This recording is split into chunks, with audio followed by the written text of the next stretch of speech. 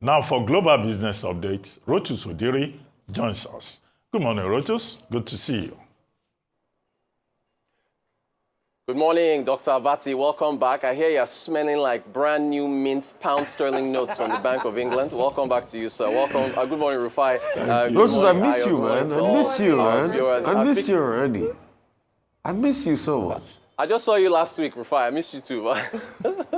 So, speaking of the Bank of England, Adefemi, of course, told you what's going on. So the FTSE 100 is closed today. UK exchanges, the UK stock market is closed, bank holiday. But let's quickly lots to get to. Let's get through what to expect this week. So Monday, US durable goods. We'll be getting those figures later today. Tuesday, BHP, mining sector, the mining giants that we want to come to Nigeria and invest in our mining sector. Wednesday, NVIDIA. Everybody's going to be looking forward to Q2 earnings from NVIDIA. Thursday, CPI from Germany and also from Spain. Friday, Dr. Bati has talked about this index a lot, US PCE data. We move to Israel, Hezbollah. The video you're seeing is from the IDF, Defense Forces in Israel. It is a very important point to make that Israeli intelligence found out about the fact that Hezbollah was going to attack them and launched a preemptive strike in southern Lebanon. I'm glad you had Mr. Kunam on the show earlier today talking about these challenges to Nigeria's intelligence unit.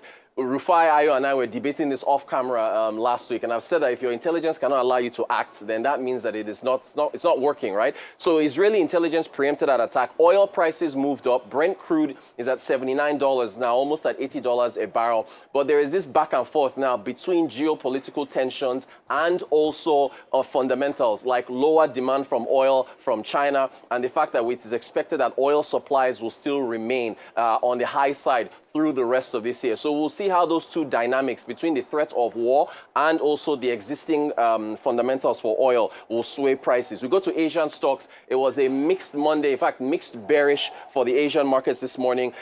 Shanghai Composite Index was negative, Nikkei in Japan negative, Kospi in Korea negative, the Hang Seng in Hong Kong, ASP, ASX, S&P 200 in Australia, both positive. On the one hand, you had the Jerome Powell discussion from Jackson Hole. On the other hand, you had geopolitical tension. So also traders and stock equities markets are balancing those two. Let's quickly take a listen to what Jerome Powell said. The key thing here, he said, it is time for an adjustment in monetary policy. Here's Jerome Powell from Jackson Hole on Friday.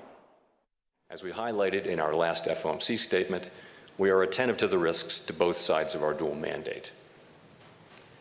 The time has come for policy to adjust.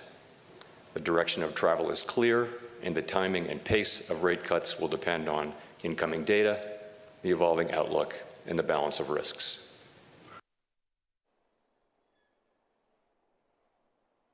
So that's Jerome Powell. Let's quickly move to Telegram. I'm sure you heard the news over the weekend. Pavel Durov, who is the CEO of Telegram. That is, of course, the instant messaging platform he founded in 2013. He's a Russian, but then he emigrated and got French citizenship in 2021. He was arrested on Saturday in Paris. They say that he is basically aiding and abetting criminal activities on Telegram. Cyberbullying, organized crime, drug trafficking, fraud, promotion of terrorism, and so on and so forth. It's very curious as to why he went to France. It's been known that they've been looking for him for a while, and that arrest warrant is only within the jurisdiction of France. So why he went there, we don't know.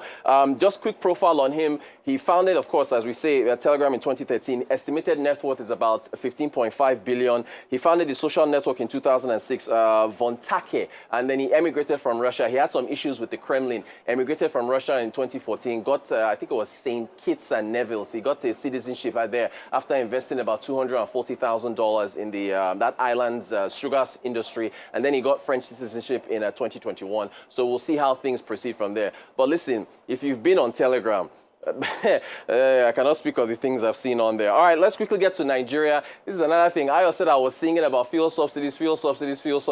Budgets, that is the advocacy group for financial responsibility, has a lovely chart which we've broken down into three. I'm not going to get into all the numbers that are on this chart, but basically this is Nigeria's revenue performance for 2023. The first number just to look at is the 5.9 trillion in revenues. So that's how much we brought in. A lot of that was supported by FAC allocations of about 3.8 trillion. Part of that FAC allocation, was exchange rates. The fact that we're selling oil, we got more naira for our oil, which translated to higher FAC for the states. You got independent revenue, but 5.9 trillion. Move to the expenditure, and this is where the issues of fuel subsidies come in. 13.5 trillion, 13.9 trillion in what is it now? Expenditure, right? So you've got a deficit, rather, a 13.5 trillion deficit as a result of a 19 trillion naira expenditure. That is what is there. Now, keep in mind, this administration did not come in at the beginning of 2023. They came in May. So the first